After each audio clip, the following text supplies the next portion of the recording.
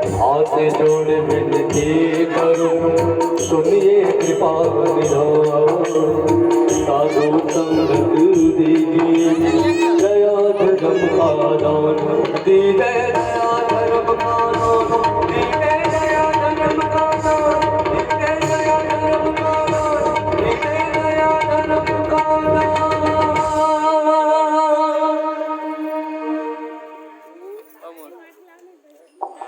श्री राधा, श्री राधा,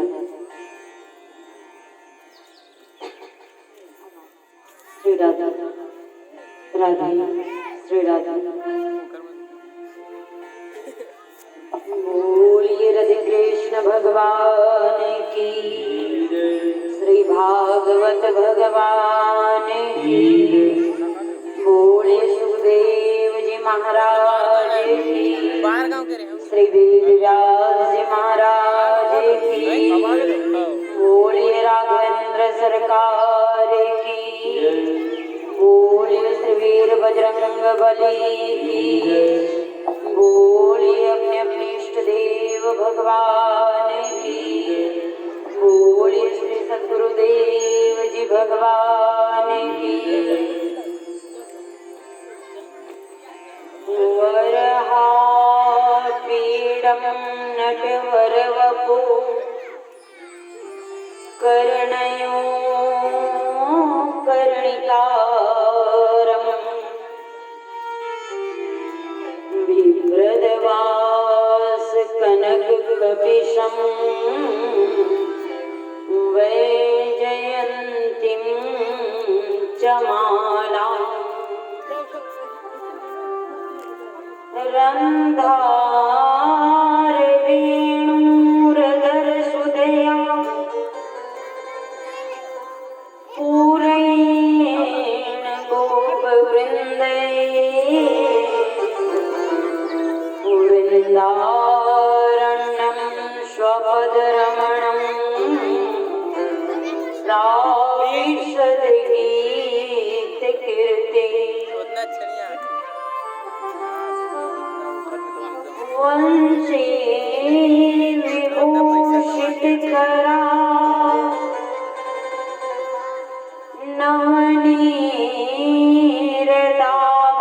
नवनीरदाभात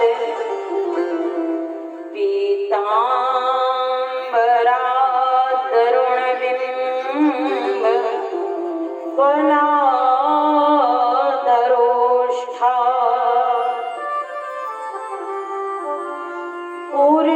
पूर्णेन्दु सुंदर मुखा दरविंद नेत्रात् कृष्णात् परं किमपि तत्त्वमहं न जाने। यं प्रव्रजन्तमनुपेतपेतकृत्यं द्वैपायनो विरहकातर आजुहाव पुत्रेति तन्मयतया सर्वो विनदोस्तम् सर्वहृदयं मुनिमानतोऽस्मि। बोलिए राधे कृष्ण भगवान की, श्री भागवत भगवान की। बोले श्री बाल कृष्ण लाल। आइए समस्त मंचस्थ उपस्थित धर्म प्रेमी, धर्म अनुरागी, भक्त प्रेमी, भगवंत प्रेमी, श्री संत प्रेमी, श्री सत्संग प्रेमी, समस्त श्री हरि हरिदास प्रेमी सभी भाईजन एवं आयुरी करुणामयी ममतामयी श्री सीता स्वरूपा, श्री लक्ष्मी स्वरूपा, श्री सरस्वती स्वरूपा दयामयी करुणामयी ममतामयी समस्त माताएं एवं बाल कृष्ण लाल के प्रिय लाडले सभी छोटे छोटे भाई बहन परम मंगलमय परातत्पर अखिलेश्वर करुणा वरुणालय भक्तवांछित कल्पतरुवांगमय प्रतिमूर्ति श्रीमद् भागवत सप्ताह ज्ञान यज्ञ की कथा में आज हम और आप सभी द्वितीय दिवस की कथा में प्रवेश पाएंगे। आज दूसरा दिन है। सो मन को, चित्त को, बुद्धि को एकाग्र करते हुए भाव से श्री कृष्ण चरणारविंद में मन को लगाते हुए अपार भक्ति का वरदान पाते हुए हम सभी आइए 2 मिनट नाम संकीर्तन करते हुए श्रीमद् भागवत सप्ताह ज्ञान यज्ञ कथा के द्वितीय दिवस की कथा प्रारंभ करेंगे। बोलिए राधे कृष्ण भगवान की।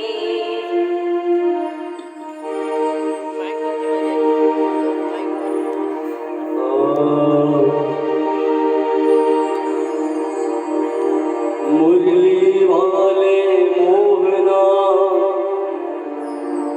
पलक ढाक कोयलू ना मैं देखूं को न तो ही देख लूं। आओ आओ मेरे नंदलाल आ जाओ। आइए आप सब मिलकर हमारे बांके बिहारी जी का आह्वान करेंगे, सभी कार्य की सेवा देंगे और साथ में रहेंगे। आओ आओ मेरे नंदलाल आ जाओ।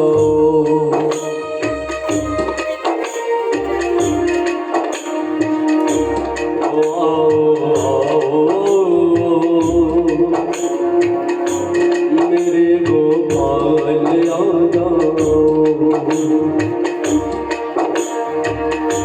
मेरे गोपाल आ जाओ। यशोदा लाल आ जाओ।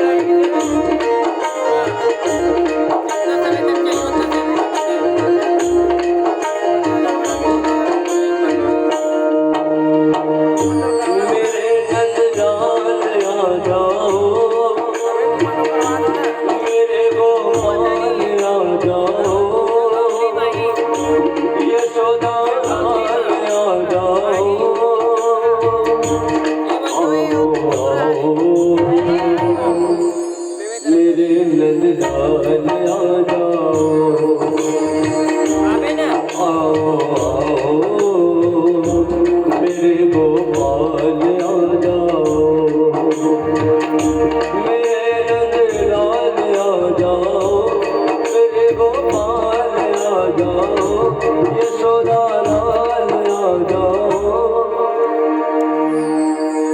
आओ आओ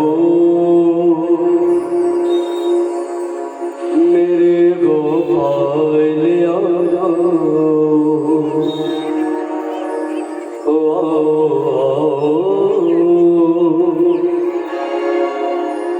मेरे गोपाल आ जाओ।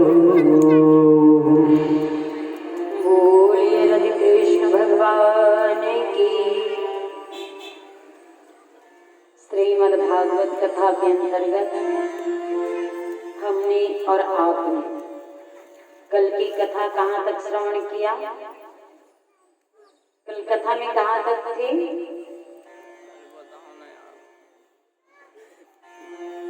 कल की कथा में राजा परीक्षित का जन्म हुआ,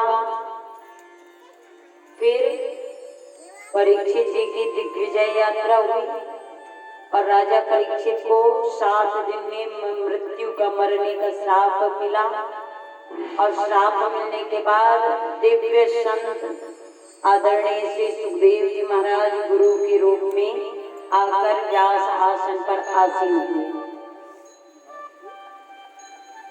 जब सुखदेव मुनि व्यास आसन पर आसीन हुए, परीक्षित जी ने आरती उतारी, पुष्पहार माला आदि पहनाए और सुखदेव मुनि का सुंदर स्वागत किया। तो सुखदेव जी महाराज ने कहा कि अब आप भी आसन लगा करके जरा बैठ जाइए और बताओ परीक्षित तुम्हें सुनना क्या है। सुखदेव मुनि क्या वो छोटे मोटे संत हैं? हमारे और आपके जैसे तो है नहीं। सुखदेव जी कैसे संत हैं? अगर परीक्षित कह देते कि मेरी मृत्यु होने वाली है गुरुवर, 7 दिन में आप मेरी मृत्यु टाल दीजिए, तो सुखदेव जी महाराज पलक झपकते ही मृत्यु टाल देते थे। लेकिन परीक्षित ने ये नहीं मांगा। अगर परीक्षित कह देता कि गुरुवर आप ऐसा कोई उपाय करिए कि 7 दिन नहीं मुझे एक ही दिन में मोक्ष मिल जाए, तो परीक्षित जी को एक दिन में मुक्ति मिल जाती, ऐसी शक्ति थी उन पर। लेकिन परीक्षित ने क्या कहा? जब सुखदेव मुनि ने कहा क्यों बुलाया गया है, मुझे क्या सुनाऊं मैं तुम्हें परीक्षित, बताओ। जब कहा क्या सुनाऊं, तो राजा परीक्षित सुंदर प्रश्न करते हैं, महाराज मुझे कुछ नहीं, केवल इतना जानना है 7 दिन में जिनकी मृत्यु होती है उनका मोक्ष का उपाय बता दीजिए बस। परीक्षित ने ये नहीं कहा मेरी 7 दिन में मृत्यु होने वाली है, मेरा मोक्ष कैसे होगा। क्या कहा? जिनकी भी 7 दिन में मृत्यु होगी उनका मोक्ष का उपाय आप कहिए। ये नहीं कहा कि आप मुझे मोक्ष दिलाइए। सुखदेव मुनि ने कहा यही तो बात है हे राजन परीक्षित, भागवत धर्म का अध्ययन तो मैंने वर्षों पहले कर ली थी, परंतु मैं रुका हुआ था श्रेष्ठ श्रोता कब मिले तो कब मैं उसे भागवत धर्म का विवेचन करके श्रवण कराऊं।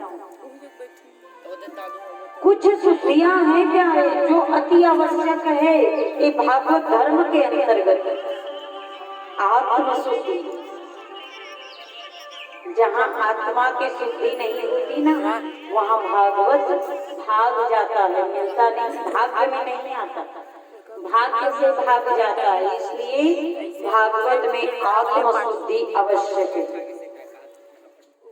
अब आत्मशुद्धि करने के बाद मातृशुद्धि, केवल आप शुद्ध हो गए तो क्या भागवत की कथा मिलेगी? कहा नहीं।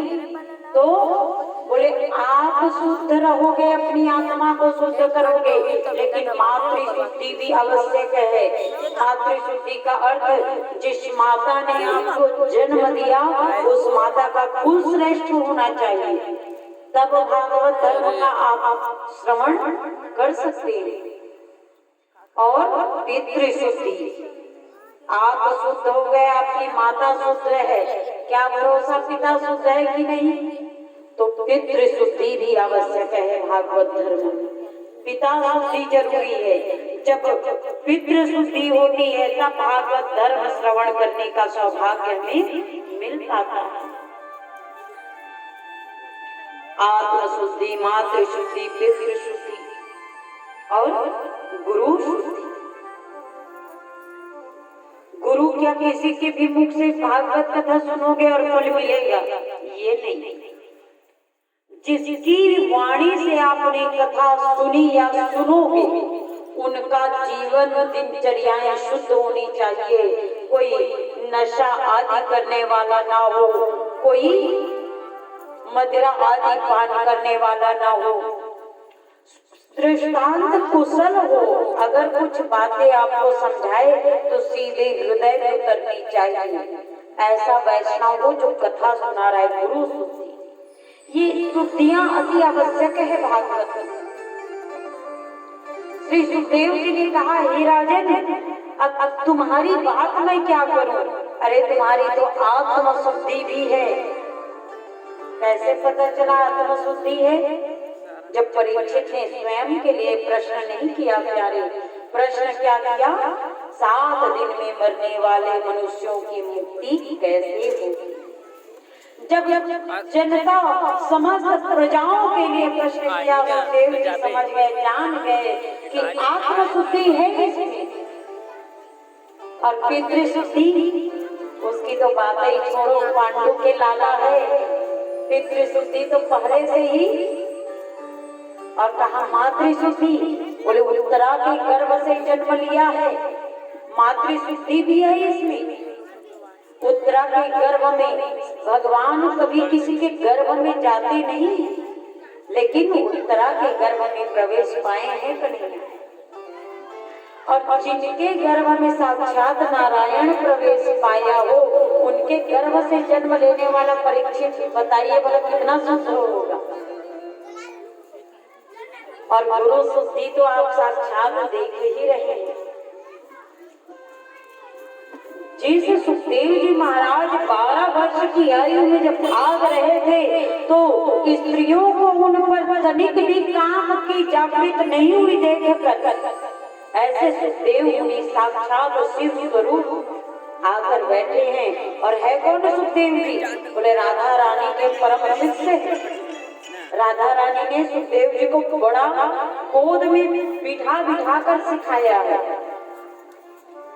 ये श्री परम शिष्य सुखदेव जिनके मुखार वृंद से आज परीक्षित कथा सुन रहे हैं, सभी शुद्ध हैं। और जब कहे तो श्री सुखदेव जी महाराज उनका एक सुंदर साधारण सा उत्तर देते हैं। क्या? कि हे राजन, आपने कहा मुक्ति कैसे होगी 7 दिन में, तो 7 दिन में मुक्ति का उपाय बताया है। ये मुक्ति है क्या? तो कहे क्षण भंगुरे जीवन की कलिका, कलतात कोय खिली ना खिली, मलयाचल की सूजी शीतल मंद, सुगंध समीरे की चली ना चली। तो कलिकाल उठाए लिए फिरता, तन नम्र चोटे जिलीना, रटले हरिना अरीरशना, फिर अंत समय में हिलीना, फिर अंत समय हिलीना। क्या कहा? अगर जीवन में मोक्ष पाना है तो केवल एक साधन अपनाइए, वो है ये विचार करिए प्रतिदिन कलिकाल कुठार लिए फिरता। कलयुग है प्यारे, और इस कलयुग में तरह तरह के हमें पीड़ाएं मिलने वाली हैं। इसलिए क्षण भंगुर जीवन की कलिकाल। आज हम सो गए, आज हम सो गए, और जब सोते हैं ना तो कल का विचार करके सोते हैं, तो कल करना क्या करते हैं कि नहीं। लेकिन इस विवेचन में सुखमुनि ने कहा है कि हम कल के विषय में सोच कर रखते हैं, कोई 1 साल के विषय में सोच करके रखते हैं। अब दूसरों के क्या कहें, हम खुद ये सोच के रखते हैं। आज से यहाँ कथा है 3 जनवरी से तिलदा के पास एक कुंदरू करके गांव, वहाँ कथा है। 18 जनवरी से अहिवारा में कथा है। उसके बाद 3 फरवरी से धनेली में है, फिर 12 फरवरी से अर्जुनी में है। अब कथा में क्या कह रहे हैं, कल का ठिकाना नहीं जा रहे, ध्यान रखना। लेकिन अपने ऊपर इतना विश्वास है कि 5-10 डेट फाइनल करके बैठे। तो आज जीवित हैं, इसी को प्रभु का आशीर्वाद मान करके चलिए। आज हम कथा कर रहे हैं, प्रभु की अनंत कृपा मानी। कल ये शरीर रहेगा कि नहीं रहेगा। आज जो फूल खिलकर आपके सामने बैठा है, कल यह कली खिलेगी कि नहीं, इसका कोई भरोसा नहीं। इसलिए आज क्षण भंगुर जीवन की कलिका, कल प्रातः आज सोएंगे कल खिलेगा कि नहीं, भरोसा नहीं। कल प्रातः कोई और मलयाचल की शुचि शीतल मंद, जो प्राण वायु आज सबके लिए चल रहे हैं, हो सकता है कल वो हमारे लिए न चले। और प्राण वायु अगर अवरुद्ध हो जाए तो हाहाकार मचाकर इस शरीर से ईश्वर का अंश निकल जाएगा। मलयाचल की शुचि शीतल मंद सुगंध समीर की चली ना चली, सबके ऊपर सबके पास एक मलयाचल का सुंदर प्राण वायु पहुंच रहा है। कल मुझ तक पहुंच पाएगा या नहीं, भरोसा नहीं। और दूसरी बात, कलिकाल कुठार लिए फिरता, बताया गया है कि कलयुग की पीड़ा जो होती है ना, अनंत होती है। और प्यारे सत्य कहे ना तो मच्छर काट ले, मनुष्य सह नहीं सकता। अगर मच्छर 2-4 बार आकर काटे, मनुष्य सह नहीं सकता। और जब मच्छर की चुभन हम नहीं सह सकते, तो बताइए क्या मृत्यु की पीड़ा हम सह लेंगे। किसी ने बताया है एक साधारण मनुष्य 47 कोटि सेवन यूनिट पीड़ा सहन करता है। 47% 47 यूनिट पीड़ा सहन करता है। एक माँ जब एक संतान को जनती है, जन्म देती है, तो वो 57 यूनिट पीड़ा सहती है। एक साधारण आदमी 47, और एक माँ जब जन्म देती है एक संतान को तो 57, और जब उस मनुष्य के शरीर से जब प्राण निकलता है तो 10,000 यूनिट पीड़ा होती है। तो ये आत्मा होती कितनी बड़ी है, अंश होता कितना बड़ा, जिसमें इतना भयानक पीड़ा होती है। तो लोग कहेंगे जरूर इतना बड़ा होता होगा, ताकि बाहर अगर निकले तो तभी तो इतना पीड़ा होता। बोले नहीं, एक केस को 10,000 भाग में तोड़ा जाए, भाग ही दिया जाए, तो अंत में जो बचे ना, इतना सा ईश्वर का अंश हमारे अंदर होता है, जिसके बाहर निकलने पर हमें इतनी पीड़ा सहन करनी होती है। लेकिन क्या यह पीड़ा सबको होती है? कहा नहीं। तो केवल उसी को होती है जिन्होंने अपना सारा जीवन 99 पैसे कमाने के चक्कर में लगा दिया, केवल उसी को। तो बाकी को कहा श्वास श्वास पर कृष्ण भजो, और वृथा श्वास जन खोए, ना जाने आश्वास की आमन होए न हो। और जो हरि का भजन करे, जो हरि का गुणगान करे, उसे पीड़ा नहीं होती प्यारे। उसके शरीर में भगवान अपने पार्षदों को भेजते हैं, और कब प्राण छूट जाए उसे पता भी नहीं चलता। वो मान लीजिए कि यही पुण्यात्मा जी है। रट ले हरि नाम हरि रसना, निरंतर समय में लीना। अंत में ये वाणी हिलेगी कि नहीं पता नहीं क्या, इसलिए कहते हैं कल की कथा में आप सुनेंगे नाम का बड़ा महत्व होता है। घर में अपने संतान का नाम ऐसे मत रखो रिंकी टिंकी चिंकी टिंकू मिंकू, ये सब आजकल फैशन चल रहे हैं।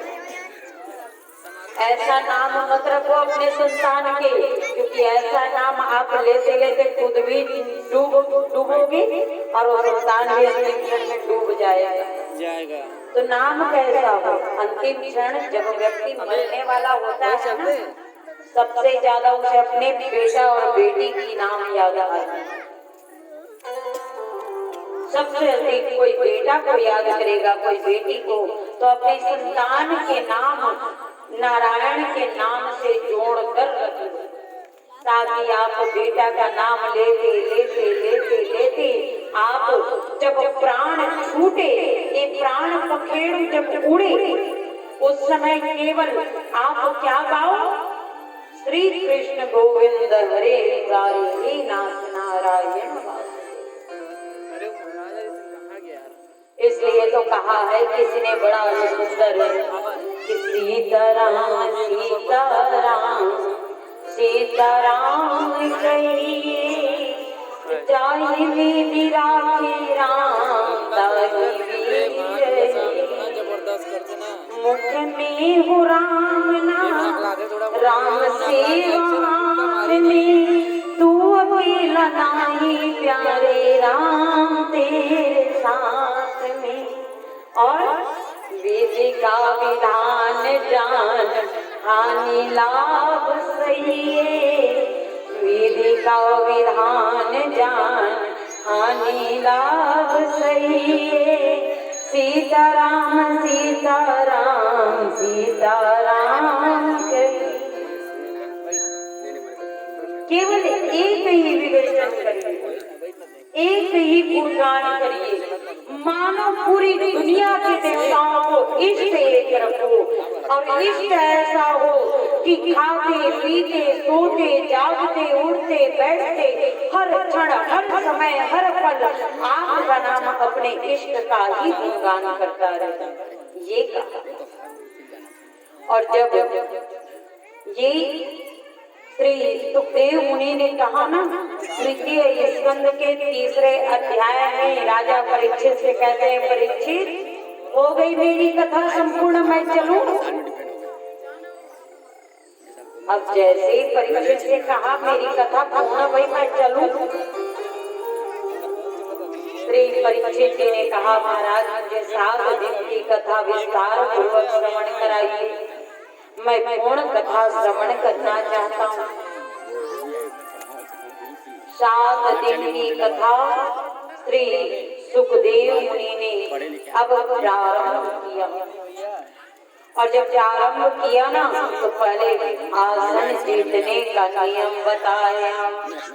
जीतासनो जित श्वासो जित संगो जितेन्द्रिय, भगवतो रूपे मनः संधार वासनम्,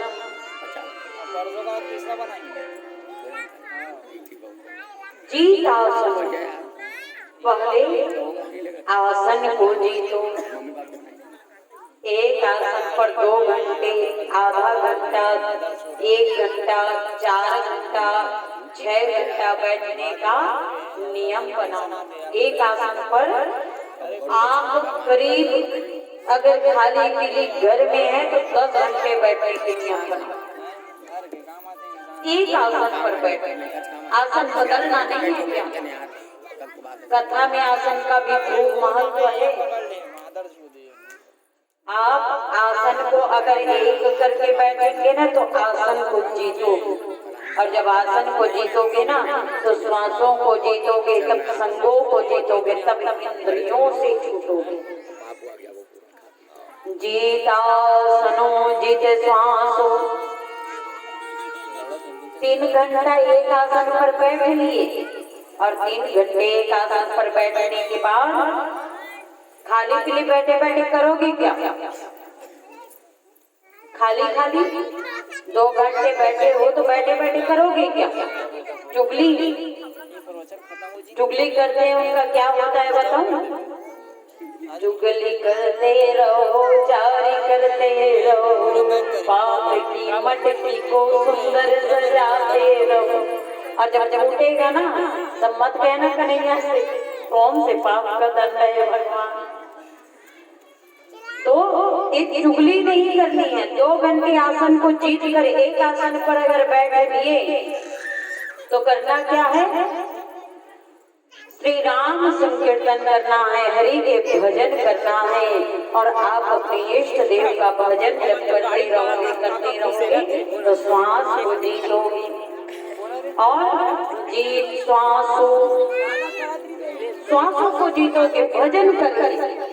और जब श्वासों को जीत लोगे न प्यारे तो संग जीतने की आवश्यकता नहीं, क्योंकि जो पूरी संगत है ना वो अपने आप दूर चले जाएंगे। आप कैसे दूर चले जाएंगे? तो कहा कि आप एक आसन पर बैठे हो, मुख से राम राम राम राम राम राम जप रहे हो, और राम राम जपते जपते आप अगर चौराहे पर बैठे हो ना तो चुगली करने वाला आपके पास रुकेगा ही नहीं, क्योंकि उसका तो नियम है अपना धुंधली जैसे। वो चाहे कुछ भी करेगा, वो जब करेगा पाप कर्म करेगा। इसलिए आपको क्या करना है? श्वास में राम राम जपना है। सत्संग जीतने की आवश्यकता नहीं, पूरी संगत खुद आपसे हट जाएगी, दूर चली जाएगी, और आपके पास केवल प्रभु के भगत ही आएंगे। और जब भगवान के प्यारे भक्त आपके पास आएंगे ना तो क्या होगा? वो राम के, कृष्ण के, वामन के, वराह के, श्री नारद के, सनकादिक मुनि के, सनत कुमार के सुंदर सुंदर चर्चाओं को करते रहेंगे प्यारे। और जब चर्चाओं को करेंगे ना तो उन चर्चाओं के मध्य से आपके हृदय से काम, क्रोध, लोभ, मद, मोह, मत्सर, अहंकार, राग, द्वेष, ईर्ष्या, द्वेष, ये सब छूट जाएंगे। और ये सारे शत्रु जब दूर हो जाएंगे, ये सारे शत्रु जब आपके हृदय से निकल जाएंगे तो आपके हृदय में वास होगा श्री बांके बिहारी लाल का। स्थूले भगवतो रूपे श्री भगवान का स्वरूप आपके हृदय में बस जाया करेंगे। और जैसे हृदय में बसेंगे ना, भगवान को हर पल हर क्षण आप याद करोगे, उस समय आपका मन के विचलित करने के लिए संसारिक जीव आएगा।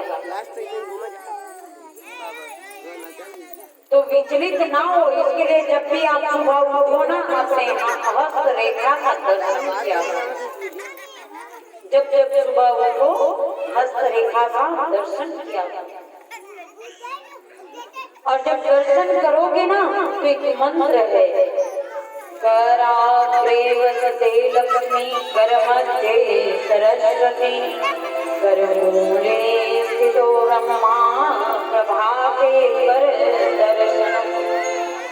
तो इसका भी आजकल बड़ा उल्टा नियम चलता है।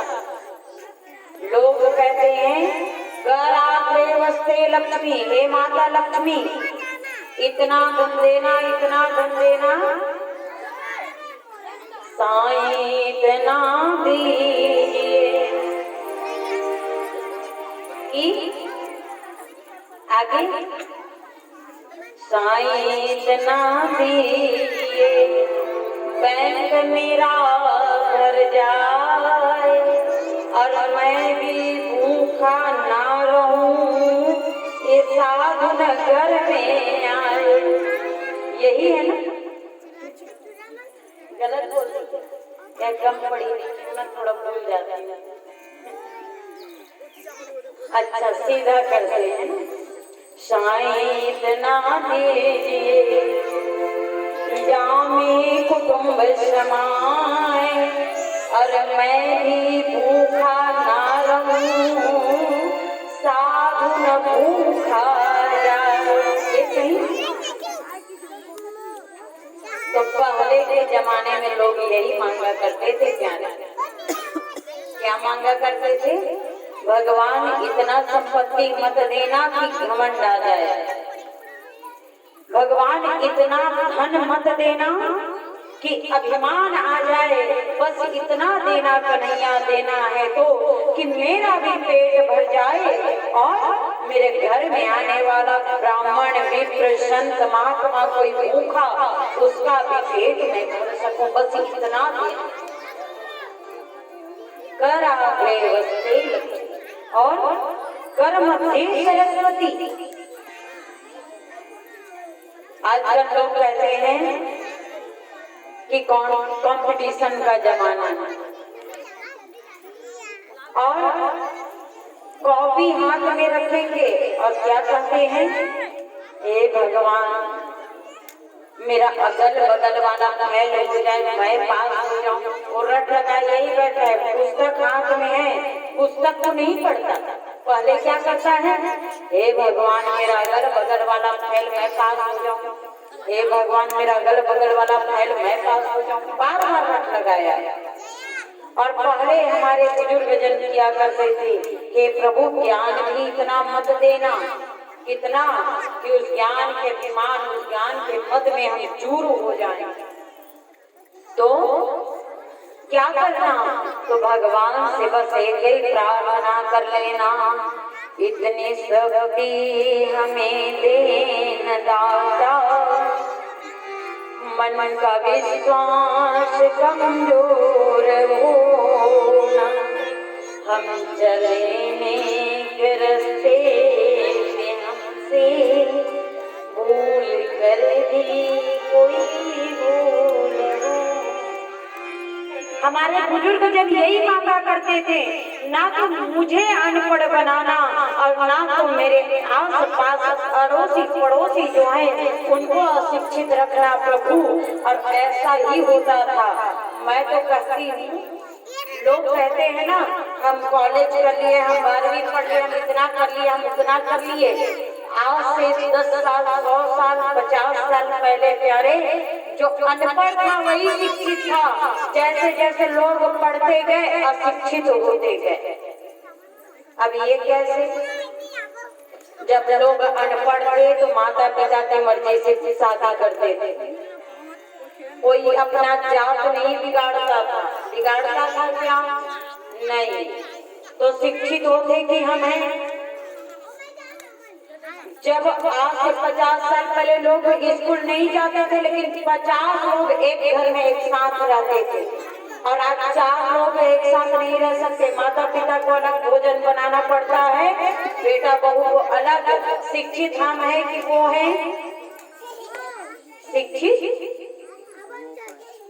इसलिए क्या करना है, वो इतनी शक्ति हमें देना दादा। जहाँ शरीर में क्षमता आती है ना वहाँ अभिमान आता है, और अभिमान जब आता है ना तो हम अपनों से दूर हो जाया करते हैं। इसलिए ऐसा अभिमान ही कभी ना, ऐसा अभिमान ही ना आए, शिक्षित बनो, अशिक्षित नहीं। और कर मध्य ब्रह्मा जी से कहे, हे ब्रह्मा जी, पड़ोसी का 2 मंजिल का मकान मुझे 1 मंजिल का तो बना के दे दे। पड़ोसी के घर में 2 मुझे 1 गाड़ी की दिला दे। अरे पड़ोसी का बालक जो है ना वो 40-50 हजार का मोबाइल पकड़ता है, मुझे कम से कम 10-15 हजार का दिला दे। ये है मत्सर प्यारे। दुनिया में सबका इलाज है, मत्सर का कहीं कोई इलाज। काम, क्रोध, लोभ, मद, मोह, मत्सर, एक 6ठा बीमारी जो है ना, या तो किसी को आए मत और आ गया तो इसका इलाज, इसका इलाज इसलिए कहीं नहीं मिलता क्योंकि ये पड़ोसी के संपत्ति के संग में बढ़ता है। अगर आपके पास 1 लाख हुआ ना तो मेरा मत्सर का बीमारी 2 गुना बढ़ेगा। आपके घर 1 गाड़ी आएगी ना, मेरा बीमारी 4 गुना बढ़ेगा। ये मत्सर जो है ना वो पड़ोसी के संपत्ति के संग बढ़ता है, और जितना संपत्ति बढ़ेगा पड़ोसी का उतना मत्सर बढ़ेगा। इसे कहते हैं जलन की भावना। इसलिए मत्सर को मत आने दीजिए। सुखदेव जी ने बड़ा ही सुंदर कहा, इसलिए इन इंद्रियों को जीतिए। इंद्रियों को अगर आप जीत लिए, इंद्रियों को अगर आपने वश में कर लिया, तो मान लीजिए कि आप इस संसार के समस्त शत्रुओं को मार चुके हैं। रामायण में 2 दस थे, 2 दस थे ना, एक दशानन और एक दशरथ। एक का नाम है दशानन, 2 दस थे, एक 10 से दशानन और एक 10 से दशरथ। लेकिन राम, लोग कहते हैं ना भैया नक्षत्र का बड़ा प्रभाव पड़ता है। हाँ, लोग क्या कहते हैं, तुम्हारे ऊपर राहु चल रहा है, राहु। दशरथ भी है, दशानन भी है। अब राम दशरथ के घर पुत्र बनकर आया और दशानन के घर काल बनकर गया। क्यों? क्योंकि रावण ने, दशानन ने 10 इंद्रियों को खुला छोड़ा है, इसलिए राम काल बनकर गया। और दशरथ ने 10 इंद्रियों को पूरे को अपने वश में कर रखा है, इसलिए राम देवता बनकर के, पुत्र बनकर के गए। बोलिए राघवेंद्र सरकार की। इसलिए जब भी राम को बुलाओ तो पुत्र बनाकर बुलाओ, काल बनाकर नहीं। वैसे तो राम के हाथ से जीना भी धर्म है, मरना भी धर्म है, लेकिन जो भी रावण जैसा राम के हाथों मरता है वो पूजनीय नहीं होता। क्या हिरण्यकश्यप को कोई पूजता है? रावण को कोई पूजता है? लेकिन जिसके घर राम पुत्र बनकर आए उसे लोग पूजते हैं। इसलिए मोक्ष दोनों में है, लेकिन मोक्ष की एक गति है। जो दशरथ को मिली वो श्रेष्ठ है, जो दशानन को मिली वो श्रेष्ठ नहीं। श्री सुखदेव जी महाराज सुंदर चतुर्श्लोकी भागवत का गायन किया, और यहाँ से 2 स्कंद में राजा परीक्षित ने प्रश्न पूछा है कि क्या भगवान छोटे को नहीं मिलते, बड़े बस को मिलते हैं? क्या भगवान ब्राह्मण को मिलते हैं, किसी अन्य जाति को नहीं? क्या भगवान जिसके पास संपत्ति हो, बड़ा पद हो, सुंदर भगवान हो, उसे मिलते हैं, किसी और को नहीं? तो सुखदेव मुनि ने सुंदर कहा है। आइए सुंदर वचनानंद लेते हुए हम आगे की कथा में प्रवेश पाएंगे। बोलिए राधे कृष्ण भगवान की।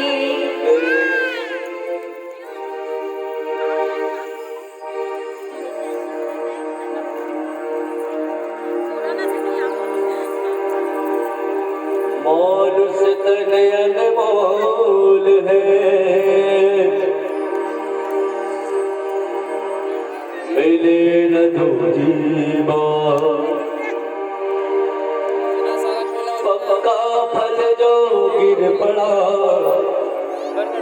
ओ बहुरिया बेड़ा। आइए भजन में मन को लगाए ताकि हम उस परमात्मा परमेश्वर को पा सके। इसलिए करना क्या है, जरा सुनिए ध्यान से। जो करते रहोगे भजन धीरे धीरे, भजन धीरे धीरे, तो मिल जाएगा वो सजन धीरे धीरे। सजन मतलब साजन नहीं, सजन माने हमारे बाकी ध्यान रखना। जो करते रहो भजन धीरे धीरे, भजन धीरे धीरे, तो मिल जाएगा वो क्या कहिए, सजन धीरे धीरे, तो मिल जाएगा वो सजन धीरे धीरे। करते रहोगे भजन धीरे धीरे, भजन धीरे धीरे, तो मिल जाएगा वो सजन धीरे धीरे, तो मिल जाएगा वो सजन धीरे धीरे। सभी भाव से ताली सेवा करेंगे।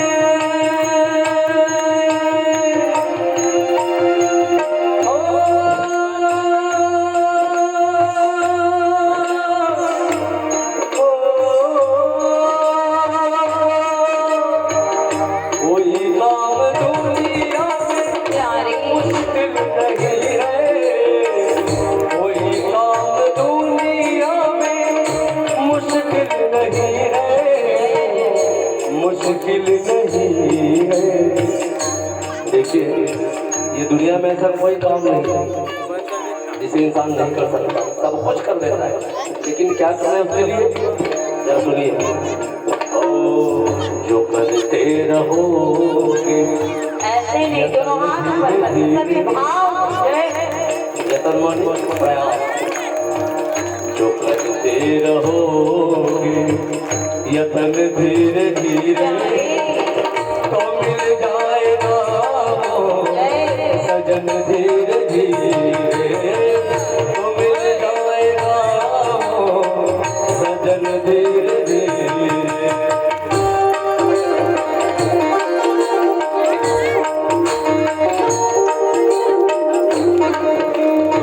सभी भाव से ताली सेवा करेंगे।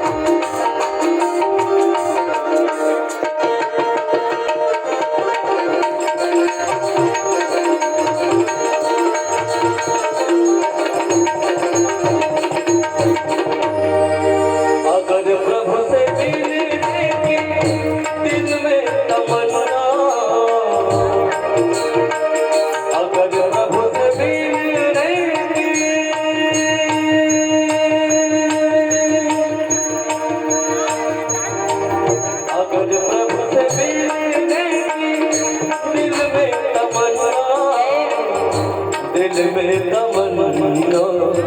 देखिए, यदि किसी से मिलना है तो पहले प्लान बनाना पड़ता है ना?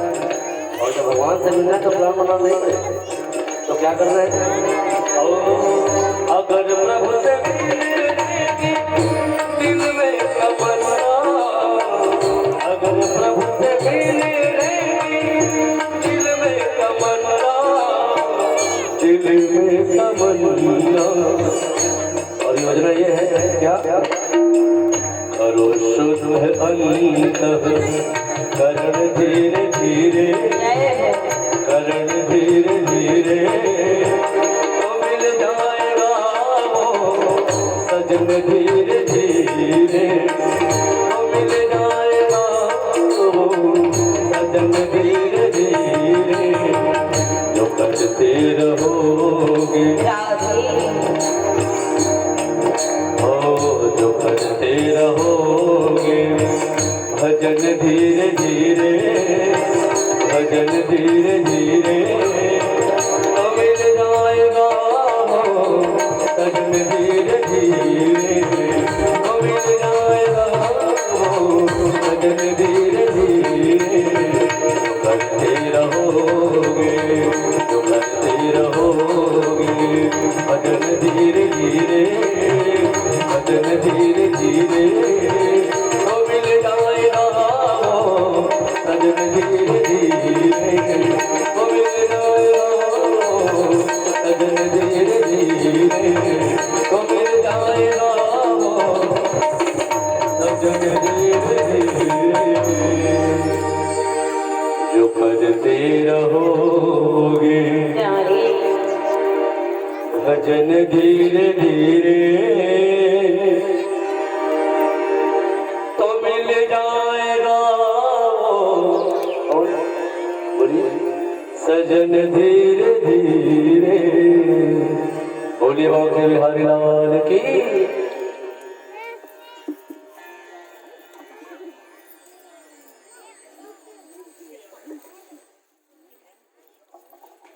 बोलिए हरे कृष्ण भगवान की। तो बताया कि भगवान को पाना है, 7 दिन में मुक्ति को पाना है। ये मुक्ति है क्या?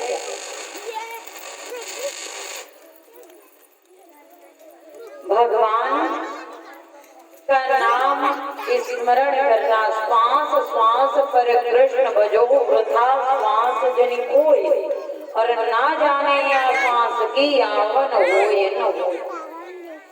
प्रतिपल प्रत्येक क्षण, हर दिन हर समय, उठते बैठते सोते जागते आपको केवल नाम स्मरण करना है, बाकी कन्हैया देख। कहने लगे चतुर्श्लोकी भागवत में एक बड़ा ही सुंदर श्लोक आया है। यथावांत भूतानि भूतेषु चावस्थेषु प्रविष्टान्य प्रविष्टानि यथा तेषु न तेष्वहम्। बताया पंच भौतिक यह शरीर है, अंत में यहाँ मिल जाना है, इसलिए भगवान को शुद्ध मन से मिलिए। अभी भजन के बोल में आपने सुना, करिए अंतःकरण शुद्ध धीरे धीरे। अंतःकरण शुद्ध कैसे होगा? कुछ लोग क्या करते हैं पता है? घर में जैसे रहो तैसे रहो, कथा पंडाल में बनावटी रूप लेकर आते हैं। क्या लेकर आते हैं? बनावटी। तो मेरे कन्हैया कहते हैं प्यारे, मुझे बनावटी स्वरूप पसंद नहीं है, न कभी था न आगे कभी रहेगा। स्वरूप बनाकर 2 व्यक्ति गए कन्हैया के सामने, राम के सामने, एक शूर्पणखा और एक पूतना। क्या करके गए? स्वरूप को बना करके गए दोनों। एक शूर्पणखा कहती है जाकर के तो सम पुरुष नमो सम नारी, न तुम्हारे जैसा कोई सुंदर पुरुष है राम दुनिया में, और मो सम नारी।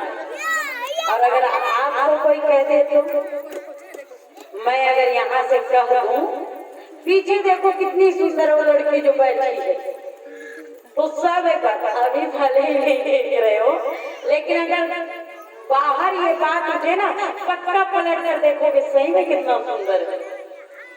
लेकिन राम जी ने सुष्णखा जब कहती है कि तो सम पुरुष नमो सम नारी, मैं इतनी सुंदर हूँ राम कि मुझे जैसा सुंदर पूरे ब्रह्मांड में नहीं, फिर भी राम ने सुष्णखा को नजर उठाकर नहीं देखा। एक बार भी भगवान कहते हैं जो बनावटी रूप लेकर आता है मैं उसे स्वीकार नहीं करता, मैं उसे पसंद नहीं करता। पूतना भी यही गलती करती है, जाती तो है कृष्ण के सामने लेकिन रूप को बना करके जाती है, और जब जब रूप बनाकर जो गया है मेरे नारायण के सामने भगवान ने उसे हमेशा अस्वीकार किया।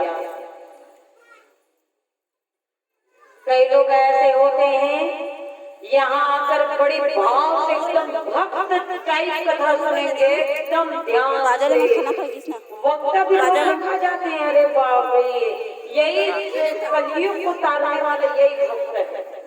और घर में जाओ तो मैं कथा सुनने गई थी अभी तक झाड़ू नहीं लगे फिर चिल्लाने। तो ये कई व्यक्तियों ऐसे हैं दुनिया में जिनका यहाँ भी दो रूप है, कथा प्रांगण में अलग घर में अलग। तो इसलिए मेरे भगवान कहते हैं क्या, इस शरीर को मत बनाइए। शरीर को बनाते हैं उसे मेरे कृष्ण पसंद नहीं करते, हाँ कोई और जरूर पसंद करके ले जाएगा। तो कन्हैया क्या कहते हैं, जैसा तन दिख रहा वैसा मन कीजिए। जैसा तुम्हारा शरीर दिख रहा है ना सुंदर सुंदर चमक रहा है, तुम्हारे शरीर में जैसा तेज है वैसा ही अपना मन भी रखिए। क्या, जैसा तन दिख रहा वैसा मन कीजिए, ऐसा वैसा न कोई यतन कीजिए। और तीर्थ के दौर में प्रेम करते नहीं, ये उम्र है भजन का भजन कीजिए। कई लोग क्या करते हैं, क्रीम लगाएंगे, पाउडर लगाएंगे, उसके ऊपर में और फेस पाउडर लगाएंगे, लाल गुलाबी सब कर लेंगे। उसके बाद बस कर मत देखो उसका चेहरा, नहीं तो फिर चेहरे के मारे रात इतने मेकअप से क्या मतलब। आज मैं देखो यहाँ दुनिया जो है ना बड़ी उल्टा है। मैं बोली आज एक बहन को, बेटा लिप बाम लेके आना, दिन का दिन है होठ फट जाता है, और लिपस्टिक लेकर आ गई। मैंने कहा भैया अपनी शादी में नहीं लगाई थी मैं तो, आज लगाना दूर की बात है। तो चेहरा वो संभालते हैं जिनको नारायण पर भरोसा नहीं, जिनको नारायण पर भरोसा नहीं। चेहरा को दुनिया वाले देखते हैं, पर हृदय का सुंदरता मेरे भगवान देखते हैं। नजर अनजान भी रखना मगर पहचान भी रखना, जरूरत है नए रिश्तों का स्वागत भी करो, लेकिन जरूरत है नए